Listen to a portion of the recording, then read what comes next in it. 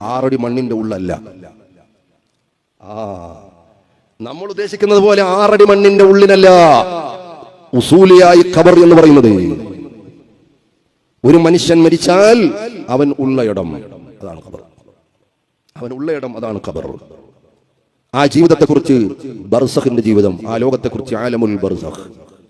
അപ്പൊ ഒരാളെ അടക്കില്ല, വെളിയിൽ വെച്ച് എത്രയോ മമ്മികളുണ്ട്, അടക്കാത്ത ബോഡികളുണ്ട്, അവർക്ക് ഖബർ ശിക്ഷയില്ലേ? ഫിറഔൻ ഉൾപ്പെടെ കരയിലാണുള്ളത്, ഖബറിലല്ല. ഫിറഔന്റെ ബോഡി ഉൾപ്പെടെ അള്ളാഹുവിന്റെ ഖുർആൻ പ്രവചിച്ചതനുസരിച്ച് ഇപ്പോഴും മ്യൂസിയത്തിലാണുള്ളത്. അവർ ഖബർ ശിക്ഷയില്ലേ? എന്താണ് സഹോദരങ്ങളെ? ഒരു മനുഷ്യൻ മരിച്ചു കഴിഞ്ഞാൽ അവൻ ബർസഖിന്റെ ലോകവുമായി ബന്ധപ്പെടുന്ന സ്റ്റാർട്ടിംഗ് പോയിന്റ് ആണ്. പിന്നെ അള്ളാഹു അവൻ അനുഭവിക്കുന്ന ലോകം, അവൻ നേരിടുന്ന രംഗങ്ങൾ, ഇതൊന്നും ഒരു മനുഷ്യന് കാണാൻ സാധ്യമല്ല. ഒരു മനുഷ്യനും കാണാൻ സാധ്യമല്ല. ആ മയ്യത്ത് കരിഞ്ഞു ഭസ്മമായി പോയാലും, ആ മയ്യത്ത് ഒരു മിഷന്റെ ഇടയിൽ കുടുങ്ങി ചതഞ്ഞെറിഞ്ഞു പോയാലും, ഒരു മയ്യത്ത് മത്സ്യം വിഴുങ്ങി പോയാലും, ഒരു മയ്യത്ത് പൊട്ടിത്തെറിച്ചു പോയാലും ഖബറിന്റെ ലോകമുണ്ട്, ബർസഖിന്റെ ലോകമുണ്ട്. നമ്മൾ വിചാരിച്ചതുപോലെ ഖബറിൽ വെക്കുമ്പോൾ മാത്രമാണ് മുൻകർ നക്കീർ വരുന്നത് എന്ന്, ഖബറിൽ വെക്കുമ്പോഴാണ് മുൻകർ നക്കീർ വരുന്നതെന്ന് ഒരിക്കലുമല്ല മുഅ്മിനേ, ഒരിക്കലുമല്ല.